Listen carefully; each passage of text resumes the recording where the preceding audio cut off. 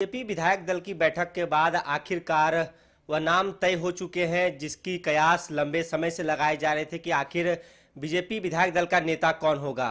बाबूलाल मरांडी पर पार्टी ने फिर से कह सकते हैं कि एक जिम्मेवारी सौंपी है और विधायक दल का नेता बाबूलाल मरांडी को चुना गया है, जिसके बाद कहीं ना कहीं चर्चाओं का बाजार गर्म है कि बाबूलाल मरांडी जिस प्रकार से लंबे अरसे से राजनीति में उनकी जो कह सकते हैं अनुभव है और सदन में क्या कुछ मुद्दे उठाते हैं जो ज्वलंत मुद्दे हैं, इसके साथ ही विधायकों को एकजुट करके कैसे चलते हैं, ये काफी अहम माना जा रहा है। हमारे साथ बातचीत करने के लिए झामुमो से मनोज पांडे जी हैं। सर, आखिरकार आप लोग भी सवाल कर रहे थे कि बिन दूल्हे की बारात चल रही है बीजेपी की ओर से, आखिरकार वो दूल्हा चुना जा चुका है, बाबूलाल मरांडी के नाम पर मुहर लगी है, कैसे देख रहे हैं सर? देखिए, पहले तो सर्वप्रथम बाबूलाल मरांडी जी को हम लोगों की शुभकामनाएं। एक सकारात्मक विपक्ष की भूमिका निभाने में उनका योगदान दिखे सदन के अंदर, और जो भी अनुभव उनका है उसका फ़ायदा और लोकतांत्रिक मूल्यों का निर्वहन वो करें, यही उम्मीद हम लोग करते हैं। साथ ही एक चुनौती जो हम लोगों को लगता है, खैर वो उनका अंदरूनी मामला है, फिर भी जिस दल के नेता चुने गए हैं वो उस दल में, चूँकि ये बीच में दल बदल 15 साल अलग दल बना के इनके नेता वो नरेंद्र मोदी जी हों, अमित शाह जी हों, उनको पानी पी पी कर कोसना, उनकी आलोचना करना, और वो व्यक्ति ही आज सभी का नेता बन गया।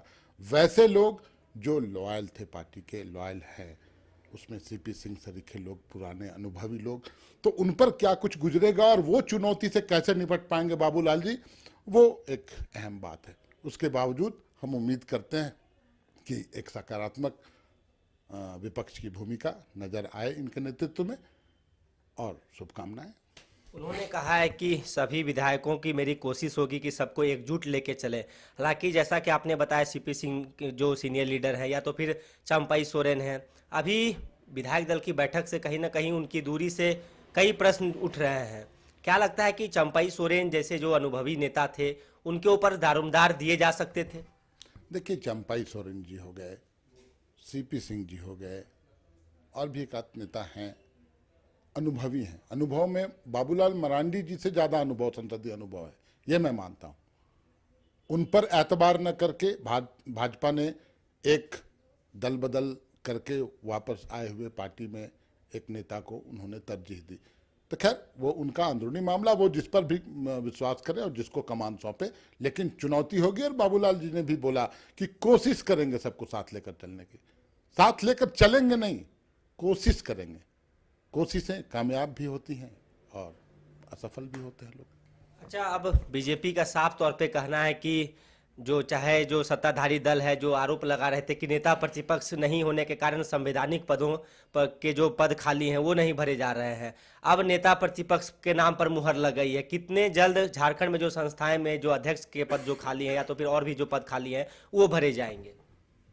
देखिए, मुझे लगता है जब संवैधानिक संस्थाओं के गठन का मार्ग अब प्रशस्त हुआ, और बहुत जल्द एक संवेदनशील सरकार माननीय हेमंत सोरेन जी की जो प्रतिबद्धता है कि जल्द से जल्द उन संस्थाओं का गठन किया जाए, पुनर्गठन किया जाए, मुझे लगता है होली के तुरंत बाद अब ये सब संभव हो पाएगा और बहुत जल्द उन संस्थाओं का पुनर्गठन हो। एक अंतिम सवाल रहेगा कि अब सदन में क्या लगता है कि अब कह सकते हैं कि आर पार की लड़ाई देखने को मिल सकती है?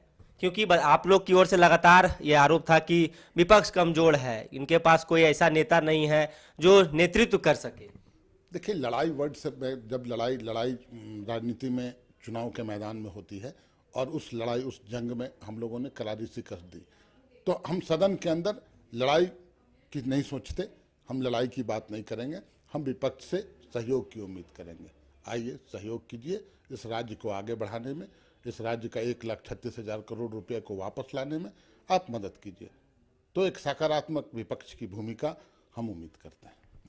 तो अब देखिए, विधायक दल के नेता के चुने जाने के बाद कहीं ना कहीं सत्ता पक्ष का भी साफ तौर पे कहना है कि विपक्ष से सहयोग की उम्मीद रहेगी।